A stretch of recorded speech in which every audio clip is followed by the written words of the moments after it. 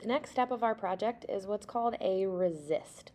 Resist means to say no to something, and we're going to be using tempera cakes on top of our oil pastels. And those oil pastels are going to say, heck no, tempera paint, you can't sit on top of me, and it'll push it away to create a resist. To get started, we want to wet our paintbrush, really, really wet, and create a small puddle on top of our tempera cakes. We don't want it to be too soppy and soaking wet. Just think of like a light drizzle on a rainy day, not a super soaker. So we want just a little puddle on top of our tempera cakes and a nice wet brush. And we are going to create yet another pattern. We are only going to be painting on top of our oil pastels today. We're not going to paint inside of our letter.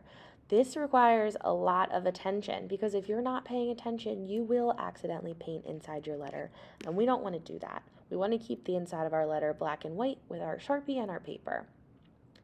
To change colors, you need to make sure that you are cleaning your brush really well so we don't mix them up. To clean your brush, you are going to take your brush, paint the bottom of your water cup, and swirl it around on the bottom until it's all clean and ready to go.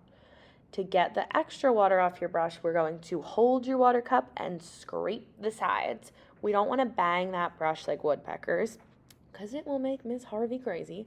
And you can splatter paint and water all over your work and your friend's work, and nobody likes that. With our tempera cakes, you want to be careful again that we're only painting around our letter, and don't forget those spaces in between. But don't paint on top of your letter. Go nice and slow. You also want to make sure that you know how much color you want on your paper. So if you want your colors to be lighter, then you will use less paint and a little bit more water. And if you want your colors to be darker, you're going to use less water and a little bit more paint, like how this blue comes out nice and dark because I used a little more paint. It can be tricky to make sure that you're not using too much water. If you use too much water, your paint is going to start running into the other colors. Your paper will ripple because it'll get too wet, so it'll bubble up and all your colors will run together. So don't use too much water, but if your colors are a little too light, tap your paint and add some more color in there. And if they're a little too dark, tap your water and add that into the mix and spread it around.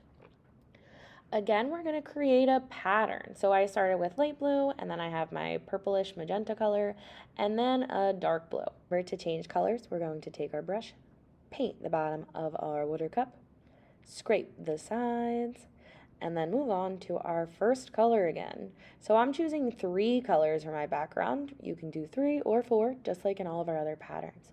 So I'm going to go back to my light blue, then my magenta purple color, and then my dark blue until my entire paper is filled up.